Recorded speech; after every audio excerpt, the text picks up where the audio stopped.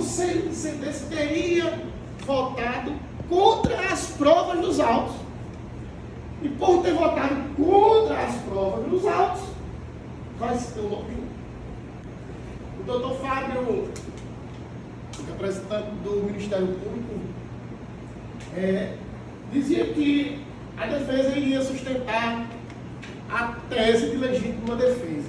Porque fica claro, fica evidente, de acordo com o que já foi trabalhado, com o que foi juntado na fase de delegacia, fase de inquérito policial, na primeira fase do júri, juízo, acusação, que o procedimento dos crimes dolosos contra a vida, seja ele consumado ou tentado, ele obedece, é um procedimento escalonado, e ele obedece duas fases. Tem-se a primeira fase, que é o judício acusação, aonde o Ministério Público, junto com a defesa, produzem suas provas em audiência de instrução e julgamento, ouve-se testemunha, como Vossas Excelências ouviram as testemunhas que aqui passaram, como Vossas Excelências ouviram o interrogatório de Antônio Cardoso de Oliveira, como Vossas Excelências ouviram também a vítima, seu José Zacarias, conhecido lá na comunidade também como Rodolfo. Depois daquela fase ali, é onde nós chegamos aqui no plenário do júri. Porque os crimes dolosos contra a vida, quem julga são os nossos pais. São pessoas que o Estado pinça, seleciona pessoas que tenham uma reputação, pessoas que tenham hombridade, pessoas que tenham pessoas honestas, pessoas que se destacam na sociedade, pessoas que têm uma reputação ímpar, reputação limpada, que não tem crimes. E Vossas Excelências foram escolhidos dentre os 25 jurados que está relacionado, hoje só teve 17 presentes. Vossas Excelências foram escolhidos para compor, para formar um conselho de sentença. Aí essa toga que adorna vossos ombros, essa toga traz a responsabilidade de Vossas Excelências julgarem a vida de outra pessoa. Jesus disse que nós deveríamos julgar segundo o reto juízo. Julgar segundo o reto juízo. Agora eu quero trazer a lei. Julgar de acordo com vossas consciências e os ditames da lei. E o reto juízo pela parte da Bíblia Sagrada. O promotor de justiça também falou aqui para Vossa Excelência, dizendo que o Instituto da Legítima Defesa é o instituto mais brilhante que se pode ter para arguir quando se tem legítima defesa. E a legítima defesa, o promotor também dizia que a própria Bíblia aponta situações de legítima defesa.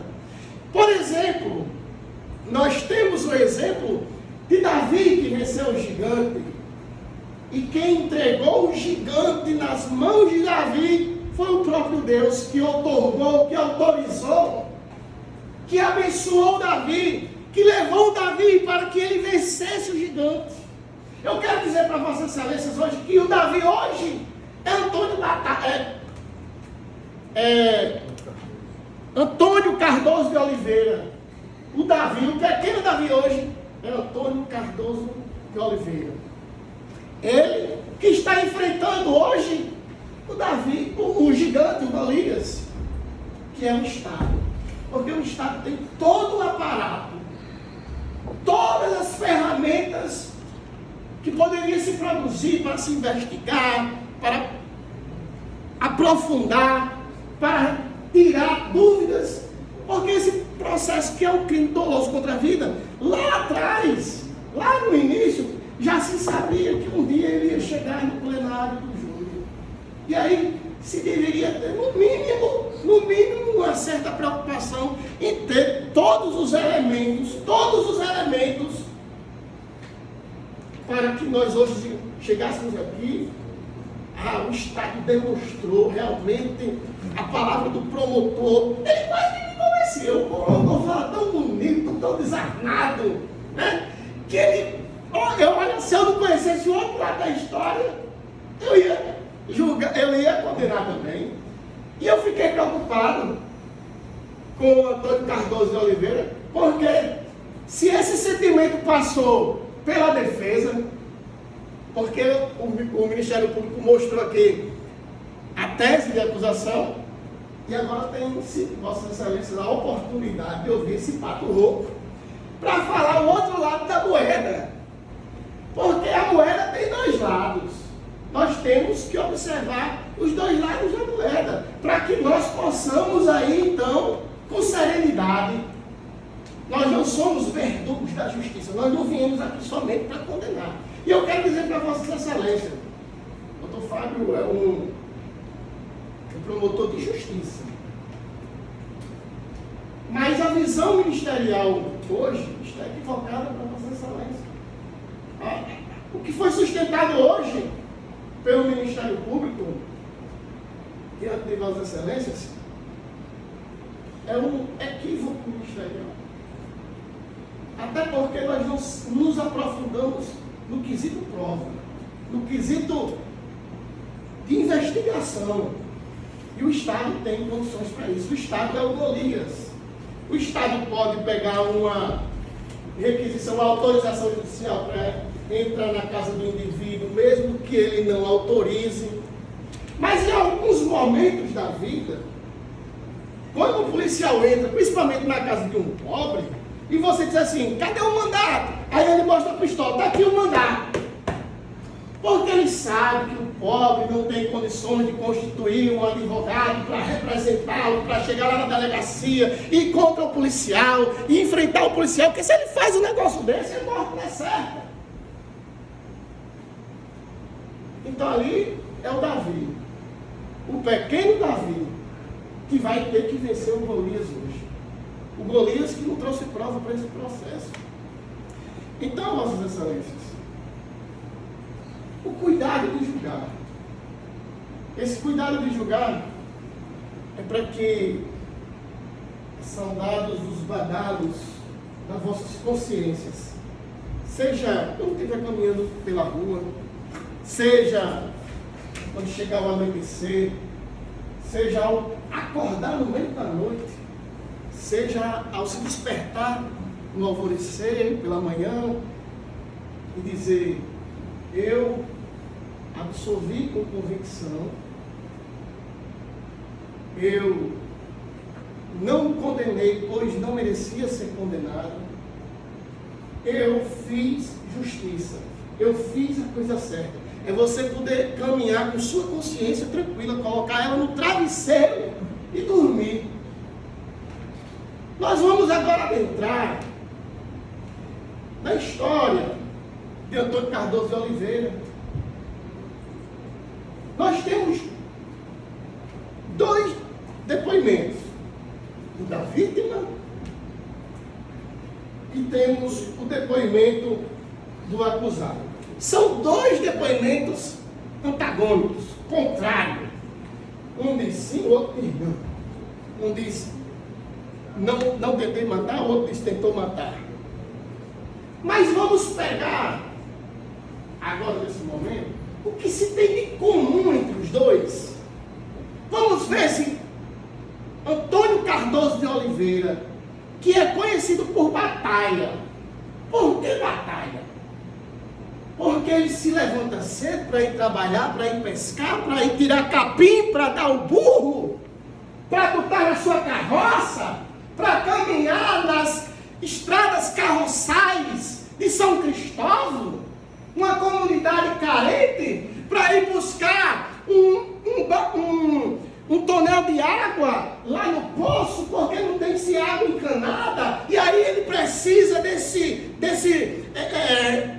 meio de locomoção, que é a sua carroça, traçada sobre quatro patas, e debaixo do sol quente, andando por São Cristóvão, juntando mato, não é roubando, não é assaltando. Se nós pegarmos A ficha criminal dele, os antecedentes criminais dele, não tem-se nenhum crime. A escola que Nininho enfrentou, que ele foi o professor, conforme quis o Ministério Público, excelências, era uma escola que deveria ter sido seguida por ele, sim. O Nininho, quando quis o promotor, como quis também fazer perguntas sobre o Marquinhos, sobre o Cisento, que deu uma peste de uma condenação, que é sobrinho dele. Deveria sim ser professor de batalha, porque deveria sim ser aluno de batalha. Sabe por quê? Porque batalha é batalha. Porque batalha ele sai para conquistar o seu pão de cada dia, acreditando no conceito bíblico, e do suor do teu rosto comerás o teu pão. Batalha, assim como eu, assim como vossas excelências, todos os dias temos que batalhar pela vida. Está aí uma batalha. O antecedente, que inclusive está juntado nos autos. Se a ficha criminal do professor fosse extensa, vossas excelências hoje teriam visto o Ministério Público colocar aquilo. Porque ele ia dizer, olha aqui quem é o Batalha. Ele tem isso aqui, ele tem um homicídio, já é acostumado a fazer isso, ele carrega isso daqui, um roubo, um furto, um latrocínio. Mas por que não fez? Porque os antecedentes criminais dele é branco, não tem nada. Está trazendo hoje aqui esse crime de uma tentativa de homicídio. Nós vamos já saber aqui se realmente. Vamos já conversar sobre mais detalhes.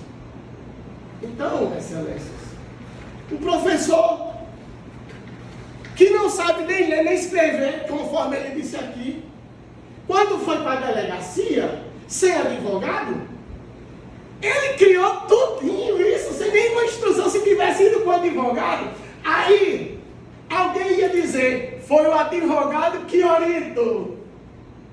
Mas não, ele foi sem advogado, foi preso em flagrante, entre aspas, né? Em flagrante. Porque se qualquer um de vossas excelências aqui sofressem um atentado, ou fossem furtados, ou fossem roubados, ou fossem agredidos, ligassem para a polícia não ia chegar com 5, nem com 10, nem com 15, nem com 20, nem com 1 hora, nem com 2 horas, nem o meio-dia todo não ia chegar. Mas quando se ligou para o CIOSP, olha, tentaram matar um sargento, é militar. Aí a corporação agora vai se mover atrás da história todinha, e chegou em pouco tempo, chegou e começou a agilizar, e disse que passou a noite toda, que eu não acredito, que passou-se a noite toda em busca de Antônio Cardoso de Oliveira, que não tem nem dinheiro para pagar uma passagem de ônibus ou de van do Cristóvão para Areia Branca, anda de carroça, e ele ia fugir para onde? Ele só podia ficar por lá, dentro da comunidade. Tanto é que, segundo foi se dito aqui pelo Tenente Abrantes no vídeo que vossas excelências assistiram, e eu assisti também, e aí fiz questão de ficar atrás de vossas excelências. Eu estava assistindo todo o júri por trás de vossas excelências. Foi proposital, porque é exatamente a questão de como nós enxergamos. Se fosse feita uma pergunta, o advogado de defesa estava lá, vossas excelências certamente iam dizer, o advogado de defesa não estava lá, porque o local do advogado de defesa estava vazio, mas o advogado de defesa estava no conspícuo plenário do júri, por trás de vossas excelências. É um modo de visão. Nós temos o que podemos dizer de sinóticos, versões sinóticas. Nós podemos aqui dar um exemplo dos livros, os 4 primeiros livros da Bíblia Sagrada, Mateus, Marcos, Lucas e João, os 4 evangelhos. Nós dizemos que esses evangelhos são evangelhos sinóticos, cada um narra de uma forma diferente, mas tem o mesmo sentido. Então não pode dizer que existe uma contradição naqueles livros da Bíblia, como também nós não podemos dizer que existe uma contradição nas versões que foram apresentadas, seja na delegacia, seja na audiência de instrução e julgamento, pois nós temos versões sinóticas, que elas caminham para o mesmo lugar.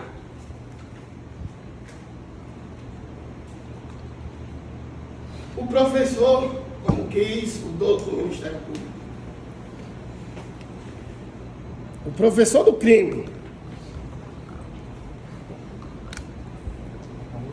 O professor do crime não tinha ou não tem nem a alfabetização, nem o ensino fundamental, nem o ensino médio, nem a faculdade, nem a pós-graduação, nem o mestrado, nem o doutorado.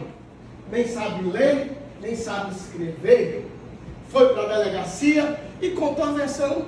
Não foi a versão que melhor lhe apraça-se. Foi a versão que aconteceu. Se fosse um homem culto, formado, se fosse um homem maquiavélico, a gente até entenderia, né? Se tivesse, a gente, o cara tentou, mas e outro detalhe, a versão que ele conta na delegacia, é a versão que ele conta na audiência de instrução e julgamento, e é a versão que ele conta hoje no plenário do júri. A mesma versão, não mudou. Porque quando se mente, aí você cai em contradição. O cara não se lembra. A pessoa não se lembra, não sei o que foi que eu disse. O que é que eu vou dizer?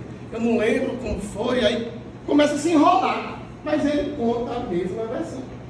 Mas vamos para os pontos comuns. E vamos também sempre lembrar da palavra do promotor, que ele diz assim, ele disse assim, abre aspas, vamos dar crédito ao que Batalha está falando. Então vamos se segurar somente com essas palavras que ele disse. Vamos dar crédito ao que batalha, o homem que batalha todos os dias pela vida, ao que ele está falando. Vamos dar crédito. Vamos dar crédito ao que Batalha está falando. Vamos lá. Batalha. Vossas Excelências vão responder mentalmente. Batalha, Antônio Cardoso de Oliveira, Batalha, saiu de casa dizendo, eu vou matar Zacarias, conhecido por Rodolfo na comunidade. Foi isso que Batalha saiu de casa pensando e dizendo. Vossas Excelências, só imaginem e respondam mentalmente. Batalha, ele saiu tentando encontrar alguém, saiu de casa tentando encontrar alguém para ter uma luta corporal, um embate. Batalha sabia que no caminho dele ele iria encontrar uma arma. Batalha sabia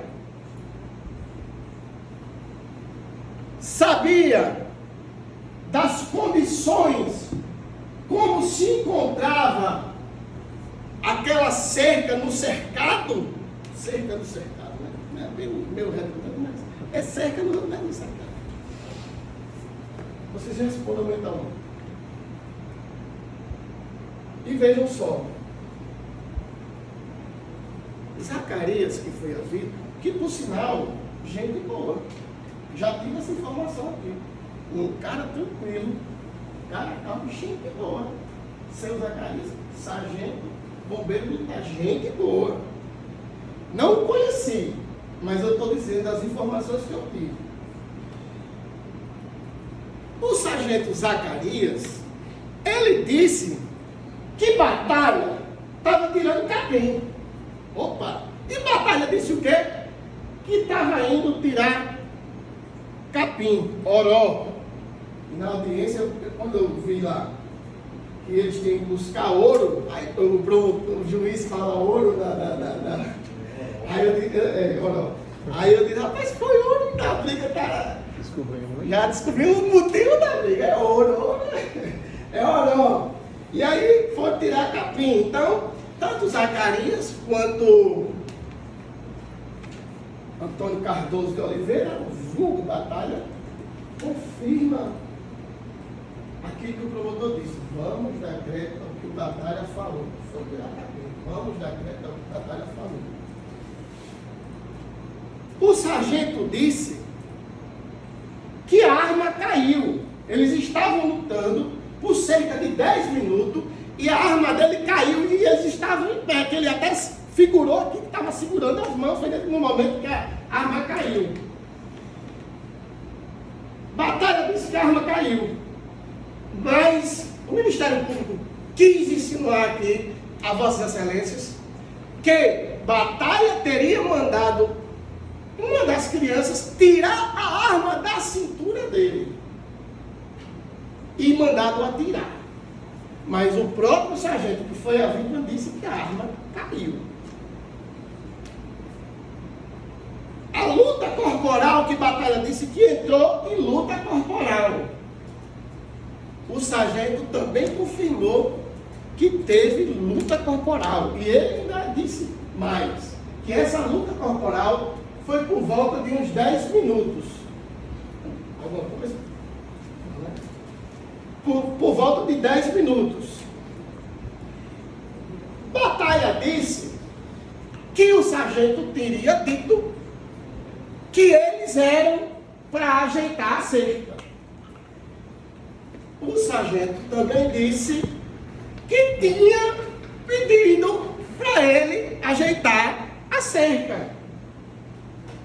Que danado de mentiroso é esse que bate tudo que a própria vítima diz? É ele o mentiroso? Disse que tinha ido tirar oró para dar o burro. Aí eu depois fiquei até pensando, quando o menino gritou, quando o sargento tinha dito, vocês vieram pegar...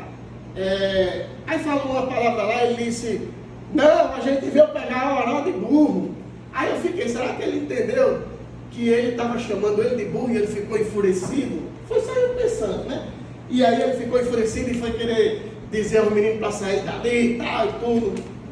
Bom, o militar, antes de ingressar na corporação, ele passa por vários treinamentos.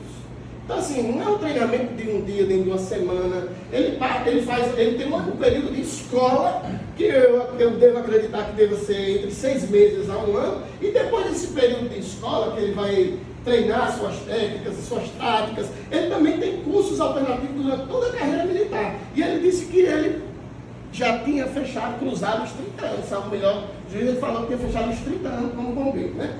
Então, pronto, era um homem treinado, com corpo físico, escultural, de uma pessoa preparada, né? Que se cuida. Um homem zarrão, né? Que foi apresentado, grande, alto, tal, e armado. E a versão aí é onde vai, mas vejam só, vamos acreditar no que Batalha disse, foi o que o promotor disse, só estou repetindo, parafraseando, vamos acreditar no que Batalha disse. Então, nós já mostramos aqui esses pontos em comum de Batalha com o sargento. Você já ouviu falar do efeito recupero? Efeito recupero, eu vou explicar para vocês essa vez. Efeito recupero, eu gosto de falar desse efeito recupero. É Rubens Recupero, o nome dele. Um tempo atrás, surgiu um sinal de TV aberta e o sinal ficou aberto e eles estavam falando, não, eu vou fazer isso mesmo, tal. O que é bom a gente fatura, o que não é bom a gente deleta, tal. E esse sinal estava aberto e todo mundo ficou aberto para todo mundo que estava assistindo ali, ouviu e assistiu, teve até uma repercussão, né? Nesse Rubens Recupero. Aí eu digo que hoje esse aí é o efeito Recupero. Quando a versão favorece a tese da acusação, ele mostra. Mas quando a versão não favorece a acusação, aí ele não fatura, aí ele esconde, ele guarda, prefere mostrar somente a tese que vai favorecer a ele. Mas hoje aqui eu quero me colocar de uma maneira imparcial, mas sustentando a legítima defesa. Eu quero levar para Vossas Excelências isso aqui. Programa de televisão, você decide. 2 versões nós temos aqui. Aí você aqui vai dizer o final. Nós temos a versão do sargento Zacarias e nós temos a versão de Antônio Cardoso de Oliveira, vulgo Batalha. E o Antônio Cardoso de Oliveira, veja só o que é mais crédito. Hoje o sargento disse que só passou, porque era gente boa, mas tem um momento da vida da gente que a gente... Nós não podemos dizer que nós somos santos, né? A Bíblia diz que Deus olhou dos céus à terra e não viu um injusto sequer. Então ninguém é justo. Nós temos nossas falhas, somos seres humanos, né? E aí, veja a versão dele. E só vai caminhando do sargento Zacarias, vai caminhando, vê batalha aqui, passa por batalha, 40 metros depois, 40 metros, muito distante já, 40 metros bem significativo, né? 40 metros, vê os meninos, aí ele diz assim, ó, segundo o depoimento dele lá, né? Eu também não sei dizer se foi desse jeito, eu confesso.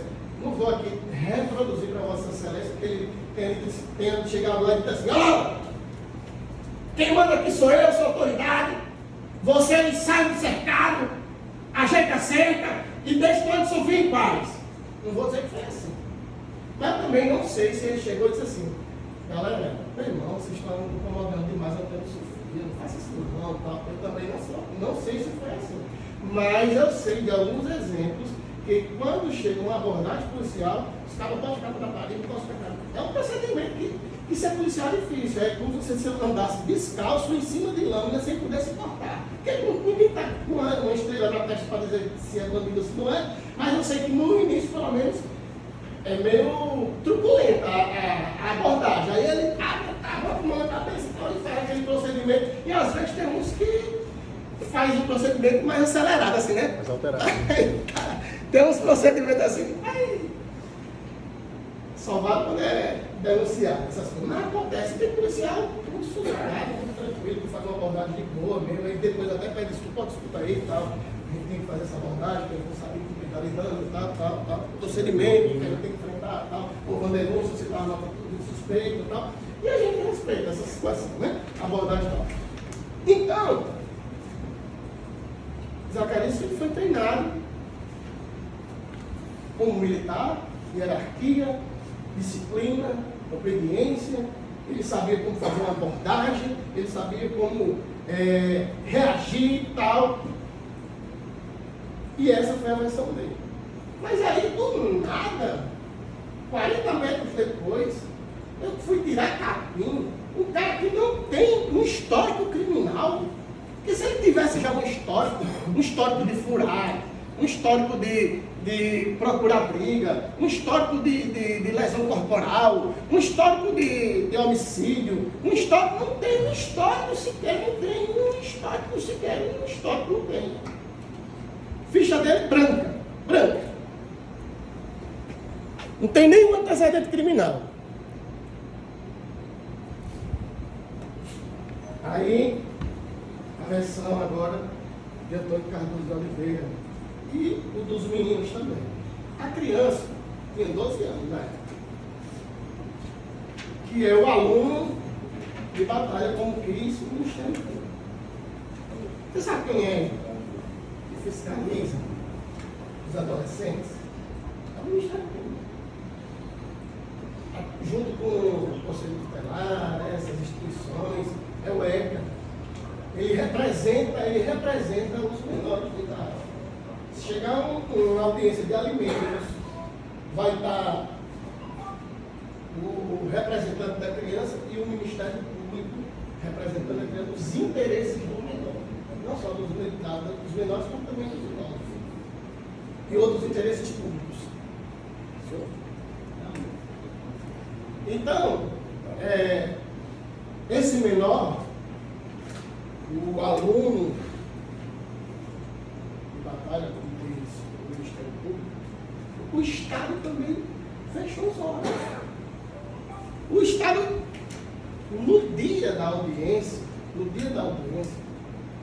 a criança, que ele não iniciou o vídeo já do início, ele já iniciou o vídeo, acho que 1 minuto, algumas coisas assim. Mas no início, tiveram que acalmar a criança. Trouxeram um copo d'água para a criança, que a criança estava chorando. Só para falar, estava chorando. Imagine naquele dia lá, o camarada falar, conforme eles disseram que falaram. Bora, eu quero que você... É gente boa, mas não é porque é gente boa que não pode mudar o temperamento de uma hora para outra, não, gente. Eu sou gente boa, mas também tem hora que a gente esquece. Né? E aí, o gente boa, segundo duas crianças, e depois batalha, disse que o sargento tinha ameaçado eles, bater eles lá de pau. Bora! Eu quero que vocês, a gente se acerca a isso, então vai todo mundo para porrada. Vai todo mundo pro pau. Aí batalha. Disse que ele já tinha até passado por ele. Também não mentiu, porque você lembra quando o sargento disse que primeiro foi lá na casa do colega dele, aí, ou seja, passou por batalha. Né? Passou por batalha. Aí depois voltou, ele disse, passou por mim, tal, falou, depois ele falou, me chamou. Aí quando ele me chamou, e ele já tinha obrigado as crianças a erguerem a ceia. Quando ele me chamou, aí ele bota a mão na cintura, porque estava uma arma. Vocês já viram algum policial botar a arma atrás, nas costas, ou seja, até a ação que ele mostrou aqui bate com a veracidade que nós assistimos diuturnamente em redes sociais, em exemplos, nas ruas, ou às vezes até presenciando mesmo. O local que os policiais sempre colocaram na cintura, na frente, porque é uma reação imediata. É uma reação imediata. Então, batalha está falando a verdade. A arma não estava nas costas, a arma estava na cintura. Então, ele pegou o pedaço de pau para ameaçar as crianças. Depois chama Antônio Cardoso de Oliveira, vamos para batalha. E isso ele estava reclamando, porque os meninos estavam tirando capim. Sabe quanto é uma diária para a pessoa ir tirar capim? Uma diária hoje deve ser uns 150 reais, 200 reais. Ou seja, os caras estavam tirando capim de graça para levar para o burro comer. Você acha que o dono ia se incomodar com isso?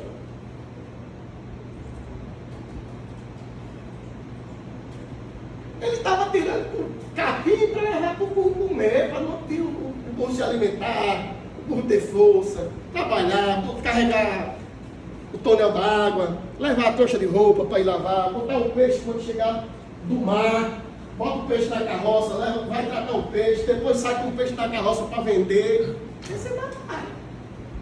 Sem antecedentes tribunais. Aí ele disse que o sargento bota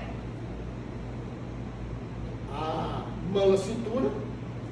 Se ele tivesse ido para matar o sargento, ele disse aqui que a faca estava no cós, coisa de pescador. O pescador bota a faquinha no cós, pega uma rede, um nalho, corta um negócio, um peixezinho quando pega, ou então ele está fazendo ali um nozinho de colocar no anzol, coisa de pescador, ter sempre uma peixeirazinha no cós, na cintura.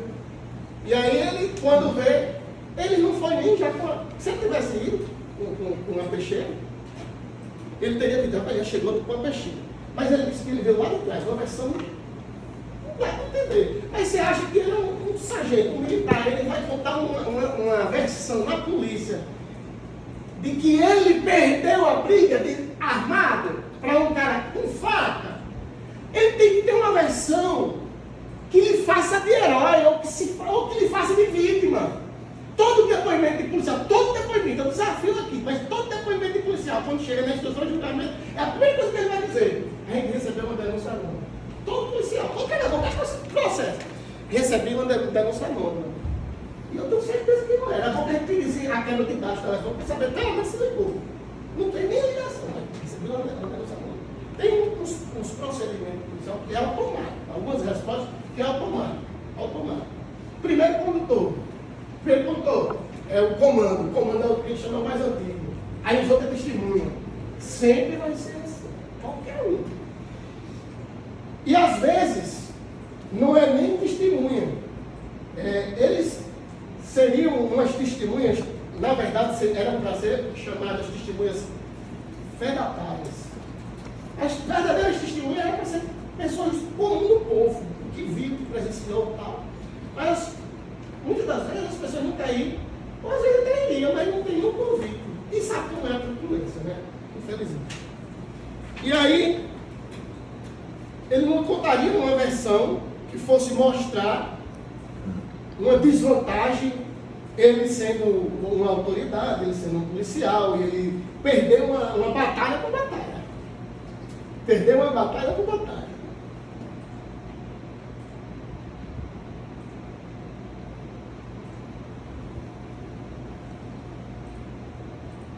Então, nessa hora,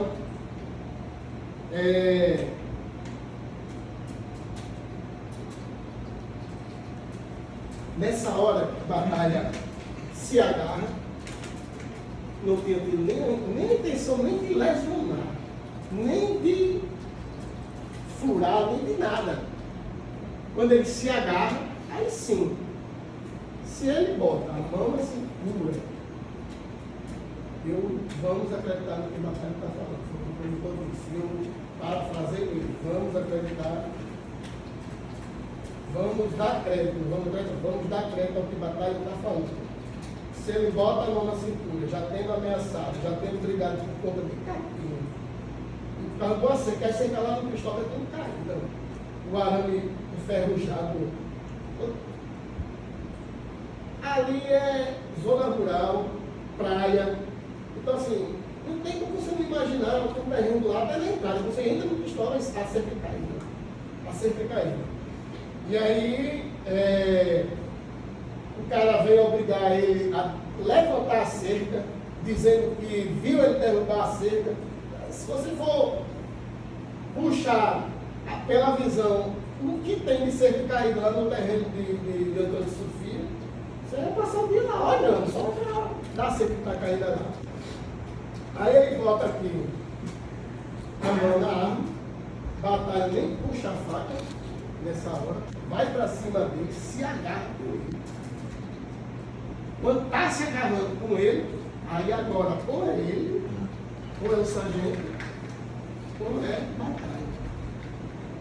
Se o sargento tem a oportunidade de pegar a arma e atirar, ele não ia estar aqui hoje. Ele não ia estar aqui hoje. Porque lá na delegacia, o próprio delegado disse não, ele com defesa e tal. O procedimento é que ele tem essa autoridade de não dar prosseguimento quando está visível essa legítima defesa. Ele ia alegar que é porque da corporação era policial, tal. Mas como foi um cara pobre, contra um policial, sem estudo, nem advogado ele tem condições de contratar e de pagar advogado. O primeiro advogado foi advogado da prefeitura. Eu me ofereci a dar continuidade no caso dele, porque o outro advogado abandonou. Não estou ganhando nem R$1 aqui.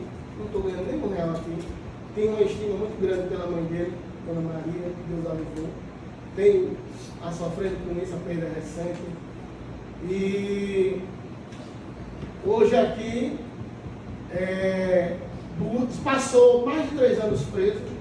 Passou mais de 3 anos preso. Isso porque foi contra um policial. Se ele tivesse tido a vontade de matar, o ânimo decano, o dolo, a vontade de matar, ele teria matado. Quando a arma não caiu, ele poderia ter pegado a arma com os meninos e ter voltado lá e atirado. Ele ficou no chão. Ele Né? matado. Ele ficou no chão, né? E ele ficou no chão. Eu não sei também, eu não entendo. Não estava lá, mas tem coisas que a gente fica sem entender mesmo. Que ele disse que a batalha ficou uns 10, que corri para pegar um pedaço de pau, mas você já estava com a faca. Eu podia pegar um pedaço de pau. Eu ia terminar o serviço com a faca. Não faz sentido. Outra versão também, doutor, que eu não consigo entender, é que ele fala que nunca teve nenhum problema com ele, né? Isso. Do nada ele chegou e deu uma facada nas costas dele. Exato, Né? a versão do Zacarias, que ele disse que nunca teve nenhuma intriga com ele, com nada assim. O malvado, o cara que não tem um antecedente criminal, chega lá e furar por nada. Não entra na cabeça da gente, não tem como a gente aceitar essa versão. Então, assim, os... Está querendo unidade? Excelência. Aí, então, Vossas Excelências, não tem como nós darmos crédito ao sargento Zacarias nessa situação. A vontade de matar o dolo, se ele tivesse aquela vontade, ele teria feito. Se ele não teve vontade nem de matar, preste atenção, que essa é a parte principal, a parte do 206, está aí? Essa é a parte que Vossas Excelências irá decidir. Ele não teve nem a vontade de sair de onde ele estava para matar. A vontade de matar. Ele não teve. Vamos dar crédito ao que batalha, a versão de batalha. Isso como eu estou dizendo. Vamos dar crédito ao que batalha falou. Então veja só. Aqui é a doutrina, que fala sobre o dolo. O dolo, a gente assiste muito na televisão, né, quando o repórter está lá dizendo que ele praticou um homicídio doloso, ou um homicídio culposo. O culposo é aquele que não tem a intenção de matar, o doloso é aquele que tem a intenção de matar. Então, a intenção, a vontade, o ânimo esnecante de querer produzir o resultado não existia na esfera da consciência de Antônio Cardoso de Oliveira. Não existia. Então, se não existia a vontade de matar, como é que eu vou responder, então, por um crime de tentativa de homicídio? Se eu não tinha nem a intenção de matar. E por que eu estou respondendo por tentativa de homicídio? Mas não, e por que ele está respondendo por tentativa de homicídio? Gente, foi um sargento da Polícia Militar, o delegado. Aquela questão, o chapéu de um que está na cabeça do futuro. Então, assim, é a questão da corporação. É puxar a sardinha para ele. Ele não ia deixar com não, vamos proteger o nosso companheiro aqui, o nosso amigo, tal. Então, Fernando Capelli, na sua doutrina, ele diz assim: dolo de primeiro grau. O de primeiro grau consiste na vontade de produzir as consequências primárias do delito. Ou seja, o resultado típico inicialmente visado. Ou seja, a consequência teria que surgir primeiro na mente dele, que ele queria produzir, para chegar lá e realizar a vontade dele. Agora, ele sai da esfera da imaginação, do abstrato, e entra na esfera do concreto, e vai lá para tudo. Mas ele nem no concreto, nem no abstrato, perdão, nem na mente dele, ele imaginou em matar. A reação dele também foi uma reação de defesa. A reação do sargento também foi uma reação de defesa. Bicho, mano, eu estou lá entendendo nada. O sargento teve uma reação de defesa e ele também teve uma reação de defesa. Óbvio, no primeiro momento ele se agarra. Reação de defesa. Depois de ele estar agarrando luta corporal, ele começa a levar vantagem. Quando ele começa a levar vantagem, ele puxa a peixeira, a faquinha. Certamente ele ia golpear o sargento e o sargento se defende. É lesão de defesa também. É lesão de defesa. Mas o agarrado dele inicialmente também foi uma lesão de defesa. E uma defesa porque o perigo era atual. O perigo era iminente. Se o sargento tem conseguido puxar, no mínimo ele teria freado, não que ele fosse atirar. Mas no mínimo ele teria freado o batalha para não ir para cima dele. No mínimo ele teria freado. E se ele continuasse aí, ele poderia atirar também. Então, perigo é atual e iminente. Ele usou meios moderados, mas é lógico. Foi uma faca. Enquanto ele, tanto é que o sargento disse que se mostrou que estava com uma outra arma e ele parou. Se ele não mostrasse, se ele tem que ir para cima, ele ia continuar pegando. Quando ele falou que tem outra arma, ele também já estava com a dele na mão, né? E ele já estava com a arma dele, com a arma do sargento. A arma do sargento já tinha caído, porque ele se insinuou como se tivesse uma segunda arma. Então, Vossas Excelências, hoje, Não está tão complicado nós decidirmos. Nós vamos decidir de acordo com as nossas consciências e os ditames da lei. O artigo 23 do Código Penal fala de legítima defesa. Certo? Legítima defesa. Houve sim uma legítima defesa. Quando perguntar, veja só, a aquisitação vai ser simples. A aquisitação vai ser assim: houve a lesão produzida, o furo, né, que é a materialidade. A gente vai dizer sim. Então, o promotor diz sim, então a defesa diz sim. Se Vossa Excelência não diz sim. Aí depois vai perguntar se Antônio Cardoso de Oliveira, se ele é o autor. Ele confessou, quem foi ele? Ele falou lá. Sim. Tanto o promotor diz sim, como a defesa diz sim, Vossa Excelência não diz sim. Aí vem a terceira aquisitação. A terceira aquisitação vai perguntar se Antônio Cardoso de Oliveira deve ser absolvido. Aí Vossa Excelência responde sim. E descarta o segundo voto, porque são dois oficiais. O primeiro oficial que passa aqui ao Conselho de Justiça, o primeiro oficial de Justiça que vai passar na frente de Vossa Excelência, ele vai pegar o voto que Vossas Excelências querem responder para a pergunta. E o segundo oficial que passa aqui, ele vai levar o voto que ficou na mão de Vossas Excelências, que é a resposta que Vossa Excelência não queria dar para a pergunta. Então, o primeiro oficial de justiça vai levar o sim à absolvição e o segundo oficial vai levar o não, que vai ser o voto que foi descartado. O primeiro oficial vai levar o sim da absolvição. E aí termina a votação. Se eu não acredito nesse sim, né, a particular passivadora, se por algum caso não acontece, não for o melhor entendimento de Vossas Excelências, de entender que não houve absolvição, a defesa vai rogar a Vossas Excelências para que entendam e desclassifiquem eventual tentativa de homicídio para lesão corporal. O sargento não morreu, veio morrer depois, mas por conta de uma doença, não tem nada a ver com essa facada que aconteceu. Então a gente pediria a desclassificação para uma lesão corporal e nós vamos também absolvê-lo. Não teve essa corrupção dos menores, e a arma ele teve que levar, porque senão, olha, se o camarada já tinha perdido da briga, se ele se sujeita, se ele deixasse a arma ali, o ódio que ele tinha produzido no momento que apanhou, ele ia pegar a arma, se ele tem deixado a arma no local, ele ia tirar. É só nós nos imaginarmos no canto dele. Se eu tiver apanhando e deixar a arma do meu oponente do lado dele, o que é que vai acontecer? Se eu bater no meu oponente, eu estou batendo no meu oponente está perdendo, de repente eu deixo uma arma do lado dele, o que é que vai acontecer?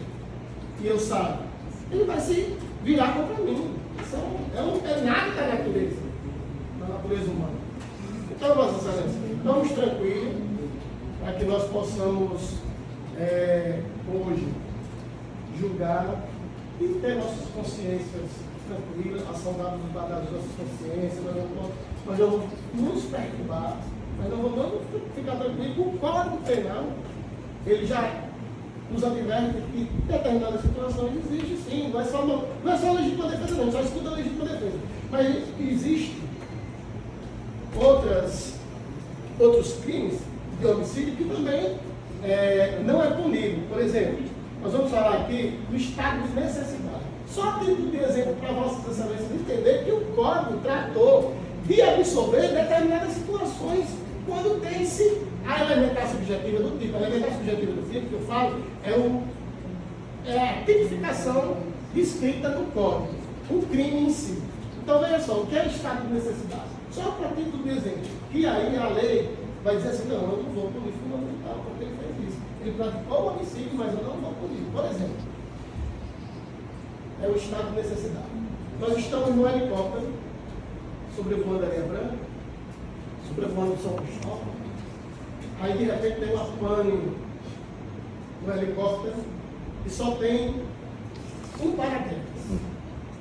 E aí temos 2 tripulantes, piloto e copiloto, mas só tem um paraquedas. E aí os dois correm para pegar o paraquedas. Mas só que um consegue pegar o paraquedas e o outro não. Aquele que não conseguiu pegar o paraquedas, ele pega uma arma, atira, ou dá uma paulada, mata, e pega o paraquedas e pula com o paraquedas. A lei vai dizer que ele não cometeu o crime por conta do estado de necessidade. Então, não é só legítima defesa que o código tratou dizer que não tinha crime, não. O policial, quando ele está em função, né, e aí no exercício regular do seu direito, estrito dever, cumprimento legal, tal, ele atira e mata o bandido, ele não vai responder por homicídio, porque a lei não parou estando no estrito dever do dever legal. Então, Vossa Excelência, da mesma forma que o Código tratou de legítima defesa, estado de necessidade, e esses outros aqui também, nós temos a certeza que é a lei que está dizendo que eu posso absolver. É de acordo com as vossas consciências e o ditame da lei. O ditame da lei hoje vai para a 23. Absolvição por legítima defesa. A terceira visitação termina, aí todo mundo vai tratar. Agradeço essa oportunidade e vamos fazer justiça, porque justiça é o que se busca e justiça é o que se requer. Muito obrigado.